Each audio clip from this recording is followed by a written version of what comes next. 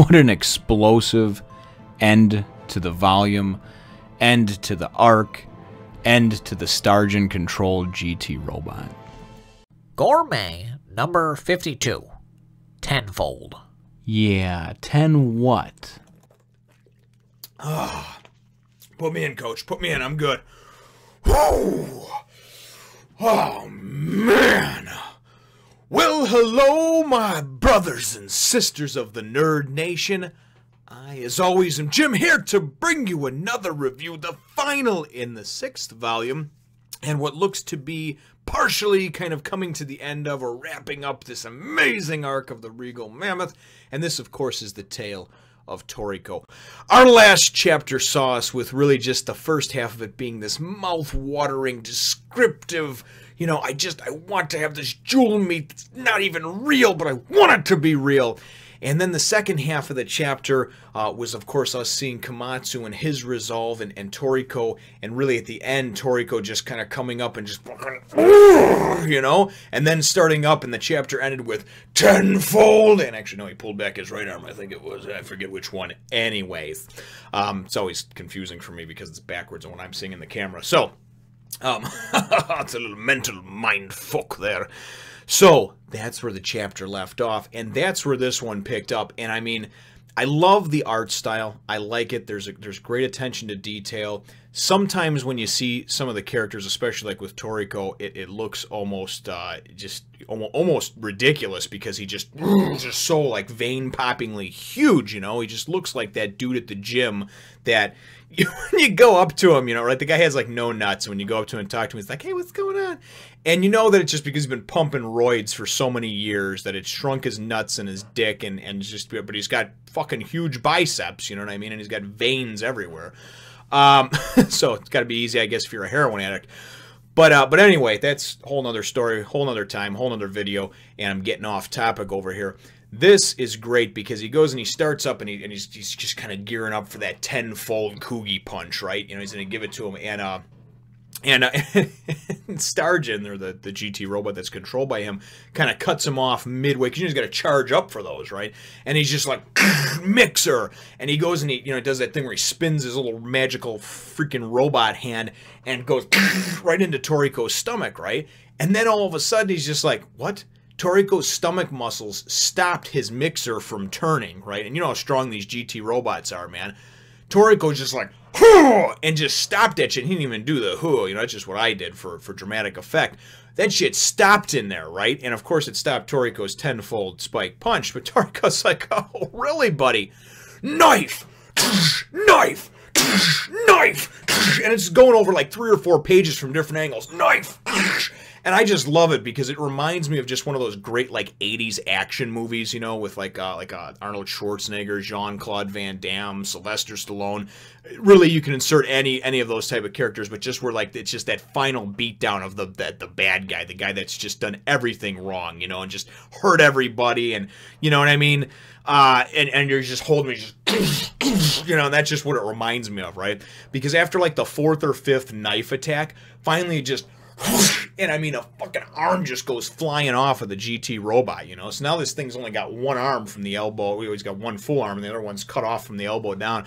And I'm thinking, oh, shit, right? Toriko's going in, figuratively, literally, whatever way you want to say, man. He is just physically just destroying this one. So he goes and he comes in with the, you know, he goes in with a fork, right? And he just, you know, and as he's doing this, man, you can just see, and like I said, the drawings are just so beautifully done because you just see and feel. And then, of course, you know, too, that Starjun turned off his pressure sensor, so he's feeling every one of these hits, you know? And regardless of his strength and everything else, I can tell you, it doesn't matter how strong you are, it's not fun getting punched, kicked, run over, whatever, right? I mean, it's, I don't know about the run over part. I haven't been run over, but but I know no matter how strong you are, it does not feel good. I mean, my 2-year-old runs into me and punches me the wrong way. It hurts, you know? So it doesn't ever feel good no matter what the strength ratio or differential is. But man, just awesome. And then I thought it was great. He's coming at him, knife, knife, knife, you know? And then he goes and he comes at him and he goes and pulls out, you know, just for good measure, you know, he's just like, oh, fuck it, you know, he's just 5-fold Kugi punch and just, you know, and I mean, just jacks up Starjun, right? And Starjun goes and he's, he's obviously taking some damage. He's missing an arm. He's fucking getting pelted all over the place. And like I said, just the art is so beautiful, the way it's done with the shadows and the shading, the black and whites. Oh, I just love it, But then this was the part right here. Starjun goes and he knows the shit's over, right? And he's just like, I see. So this is it. And, I'm like, okay, yeah, and he's like, did the jewel meat taste good? Tell me, Toriko. And Toriko doesn't say shit, right? He's just like, I wish to taste it myself. Well, oh well. I'll have the jewel meat for myself someday. We shall meet again, Toriko. Next time, in person. And then Toriko's just like, damn straight we will, And I'm thinking, oh, it's such nice foreshadowing for whenever that happens. I don't care if it's chapter 100 or 200 or if it hasn't even happened yet. But I just cannot wait for the face-to-face heavyweight battle, meeting between these two giants. And then he goes and he's just like, because like I said, this is, in my mind, this is Starjun giving up and just saying, listen, you know what? Maybe I would have a chance if I was physically there. But this GT robot is not strong enough, and you have evolved, and your strength is way too much for me to handle. Because then Toriko goes, and after he gives him the damn straight, he just goes and he's just tenfold, and I'm like, oh man, and I mean, Toriko just comes at him, and you get this page over here where you just like see 10 of his arm just taking him out and just annihilating him and just destroying every fabric of this thing's being, And you're thinking, my God, and this thing's a robot. Imagine if he was hitting flesh and bone with this type of thing. I still can't get over his stomach muscles stopping the mixer thing. That was killer.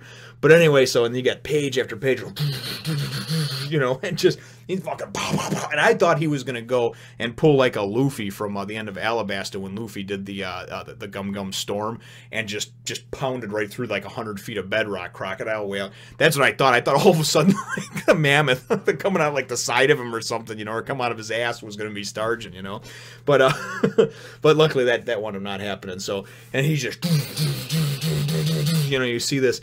And then you go and you just see this thing, this body of this thing just bouncing around and just taking all this damage, all these hits, just shit flying off everywhere. And again, I mean, just depicted so beautifully. I think the artwork is very nice in here.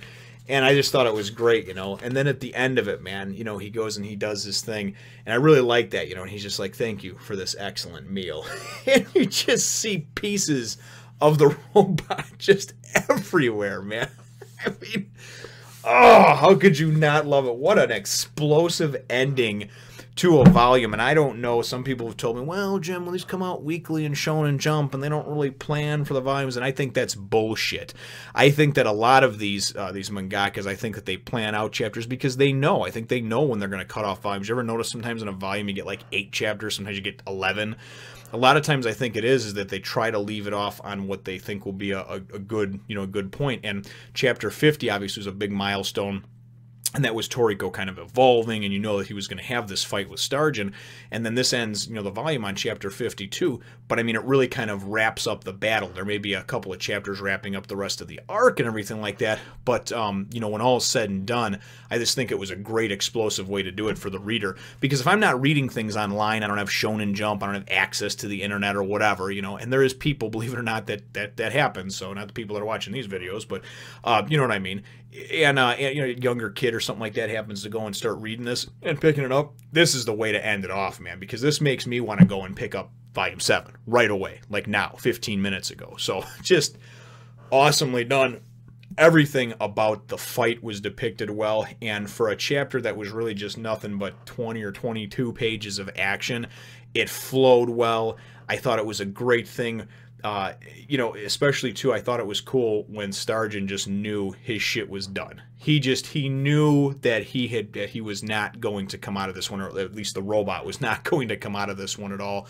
I think he probably used the fight more than anything to probably gauge Toriko's power and to kind of, be able to say, okay, well, this is how much of a danger he can be to us because he evolved and his gourmet cells evolved and now he's that much stronger. So I really think that there's a lot more to Starjun than, than being just some kind of very strong character. I think a lot of it was very, it was done in a very tactile, type of way where he was, where he's looking for future events now. It's like, yeah, you know what? We may have lost the battle, but I was kind of just sizing you up for the war to come, and I just really enjoyed everything about it. Again, the art, the way it was depicted, and just Toriko just going balls to the wall, man. I mean, I just love that. Knife, you know, and so anyway, so that ends up the chapter, that ends up the volume, obviously, and sorry, this is a little bit of a longer one here, I guess, but actually, I don't even know if it is. But, you know, my chapter question here is going to be, you know, what are your thoughts overall, I guess, on this fight? I know it's taken place over the last couple of chapters, but it really kind of hit the fan in this one.